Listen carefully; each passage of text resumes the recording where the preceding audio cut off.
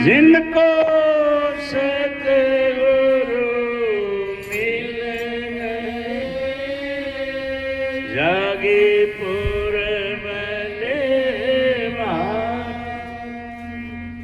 सतगुरु की प्यारी साध संगत प्रेम से बोलिए आनंद। आज इस सत्संग का आयोजन एक अध्यापक की सेवानिवृत्ति इंद्रपाल जी संघ संतोष और उसके परिवार की ओर से अभी पिछले महीने ये सेवानिवृत्त हुए हैं। अध्यापक से हरियाणा में से इनकी नौकरी रही, बहुत बेहतरीन समय बीता और एक सर्विस आदमी मैन के लिए सेवानिवृत्ति बड़े अच्छे आदर सत्कार के साथ हो जाए, उससे बढ़ के कुछ नहीं होता। और फिर साथ में इस सत्संग का आयोजन करके उन्होंने और भी बेहतरीन कार्य किया। आप सब आए इसकी संगत करने के लिए। सतगुरु की दया इस परिवार पे आप सब पे बनी रहे, ये आनंद और खुशहाल रहे हैं, मालिक से हम विनती करते हैं।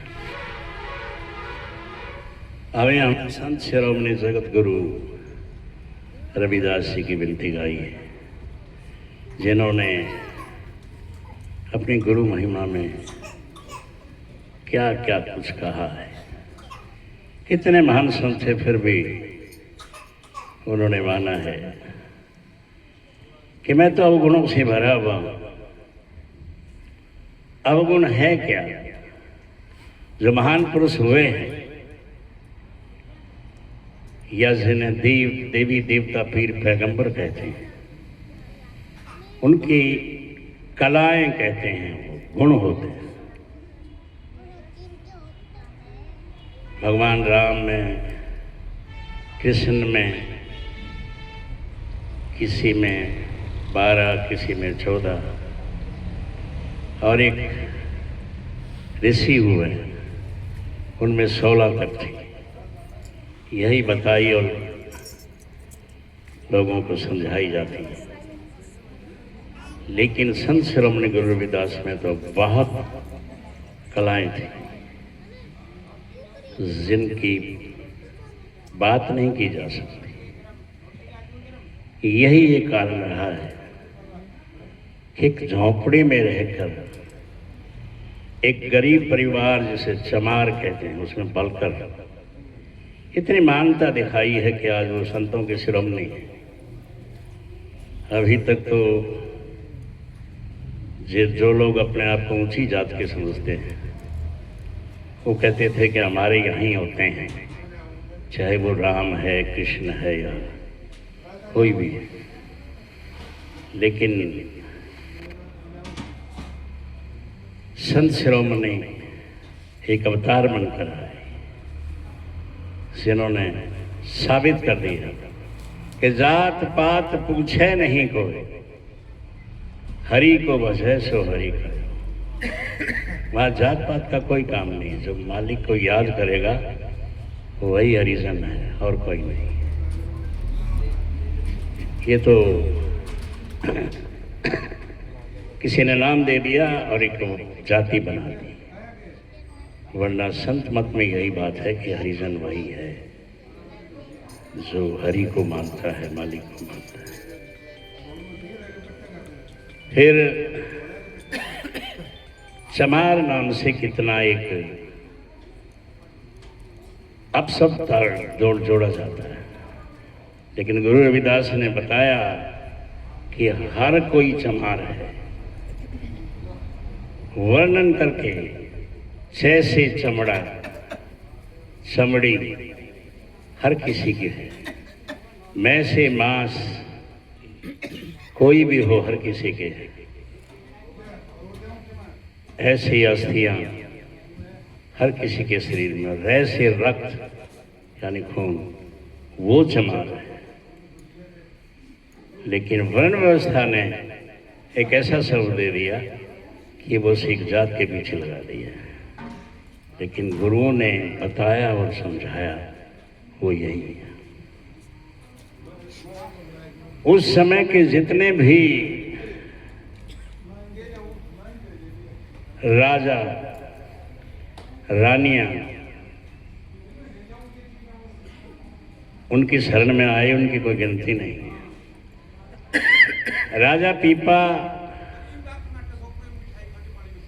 जिस रियासत में गुरुजी थे उसके साथ की रियासत का राजा था। बहुत भक्ति भाव था,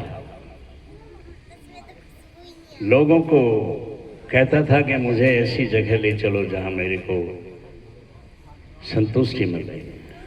अच्छा प्रजा का हितैषी था, फिर भी मन में किसी तरह की शांति नहीं। किसी ने बताया कि रविदास जी के यहाँ चले जाओ, हैं तो वो चमार जात से, बाकी उन जैसा कोई संत है नहीं। अब क्षत्रिय राजा होके जाए तो जाए कैसे? अगर चला गया तो लोग फिर उपहास करेंगे कि एक क्षत्रिय होते हुए एक चमार के यहाँ चला। लेकिन अवसर देख रहा था। एक बार गंगा स्नान का मेला था, उसमें हर घर से कोई जाता था। तो राजा ने समझा कि आज अच्छा अवसर है, गुरु रविदास जी के यहाँ चला गया। और वो तंत्रियामी थे। उस वक्त एक चमड़े के का जो बना होता है थैला, उसमें चमरस उड़ेलने जा रहे थे। देखा कोई आया है, चलो वहां से आया है तो इसको पिलाना। राजा पीपा ने दंडवत प्रणाम किया और कहा कि मैं आपके दर्शन के लिए आया हूं। कहता ठीक है बैठो, ये अमृत है, इसको पी लो। अब ध्यान आया कि ये तो चमार बना रहा है। औक से पिया तो उंगलियां खोल दी और सारा चमरस जो गुरुजी अमृत के रूप में देना चाहते थे वो नीचे गिर गया और कपड़े भी उसके छींटे लग गए। फिर वहीं से कहा कि मुझे कोई काम याद आया, मैं फिर आऊंगा। कहता कोई बात नहीं। चला आया राजमहल। आते ही वो जो कुर्ता था वो जब कभी साधारण वेशभूषा में जाते थे तब पहनते थे, उसकी बहुत जरूरत थी। धोबी को बुलाया और कहा कि इसको फौरन साफ करवा। जो हुक्म।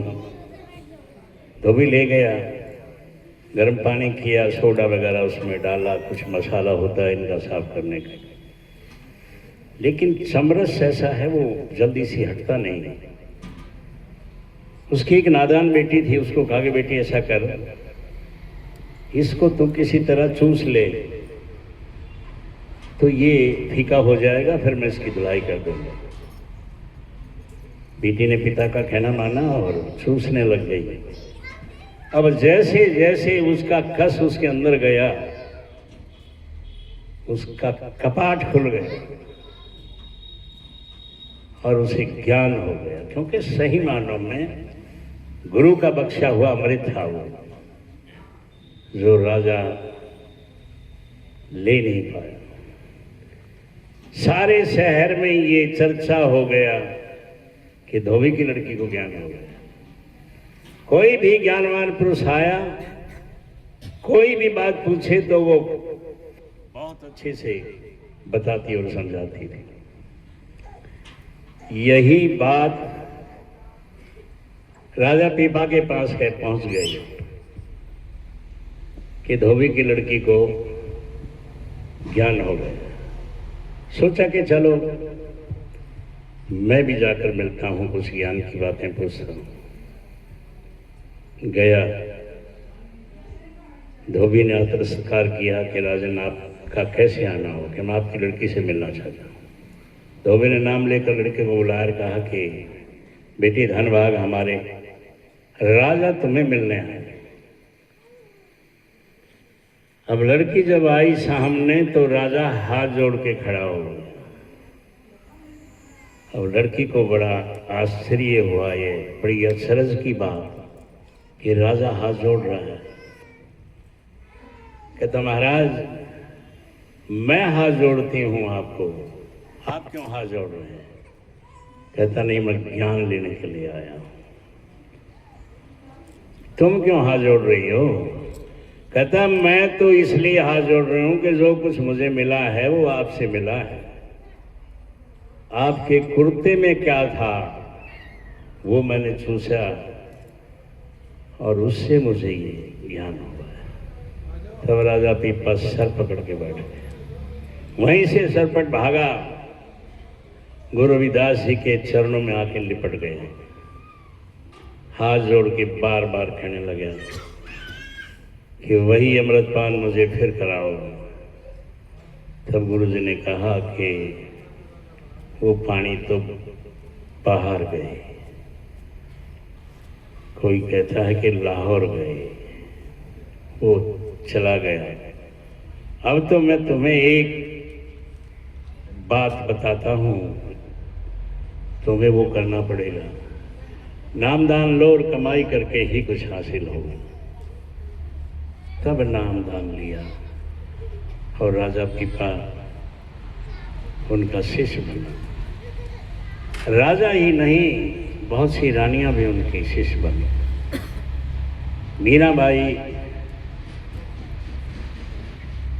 चित्तौड़ की महारानी थी, बड़े घराने की राजकुमारी, और उसको हर वक्त हर घड़ी मेरा तो गिरधर गोपाल दूसरा ना कोई, यही रट लगाती थी, क्योंकि वो उपासक थी भगवान कृष्ण की। एक बार उसकी कोई सहेली मिलने आई, उसने देखा कि तो गई, ये महाराज कृष्ण तो 3 लोग का ही नाथ है, इसे आगे इसको पता ही नहीं क्या होता है। वो किसी संस्कारी परिवार से थे, संत मत की राह उसने अपना रखी। उसने कहा मीरा ये क्या है कि तुम गिरधर को याद करती हो, वो तुम्हें पार उतार देगा? कहता हाँ, वो तो 3 लोग का नाथ है। कहता नहीं, तुम्हें मालूम नहीं, ये 3 लोग के बाहर की चीज है, 4थे लोग की चीज उसके पास नहीं। कहते हैं कि जब भी मीरा याद करती थी कृष्ण जी चले आते थे। कहते चल अभी पूछ। उसने उस सहेली के सामने याद किया, कृष्ण जी आए, बोले कि बोल मीरा क्या चाहिए? धन दौलत महल मालिया जो कुछ तुझे चाहिए मैं अभी दूंगा। उसने कहा कि वो सब मेरे पास है। तो कहता मुझे तो मुक्ति चाहिए। कहता ये मेरे पास नहीं है, इसके लिए तो किसी संत महात्मा के शरण में जाना पड़ेगा।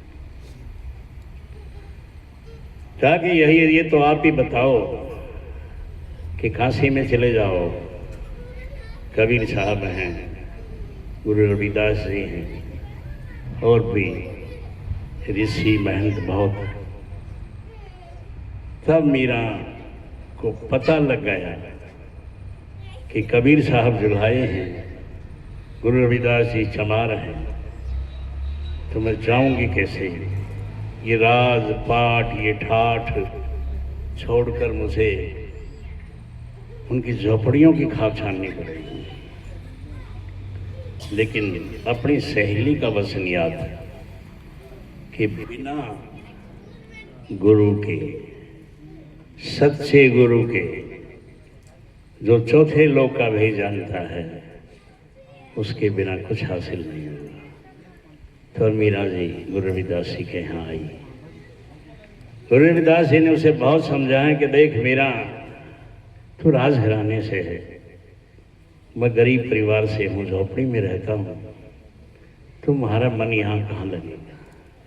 कहते कोई बात नहीं, मैं अगली बार आई तो मैं बहुत कुछ लेके आऊँगी, इसलिए आपकी लिखता मुझे नहीं चाहिए।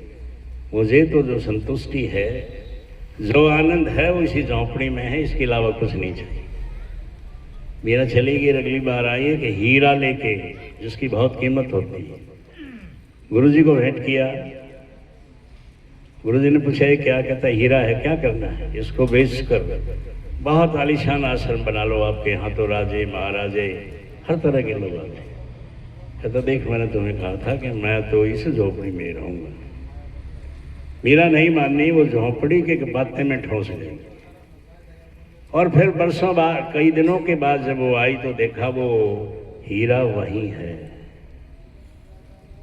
तो इतनी महानता गुरु में पाकर गुरु के चरणों में लिपट गई और फिर सदा सदा के लिए उनकी बन के रही। तो इस समाज को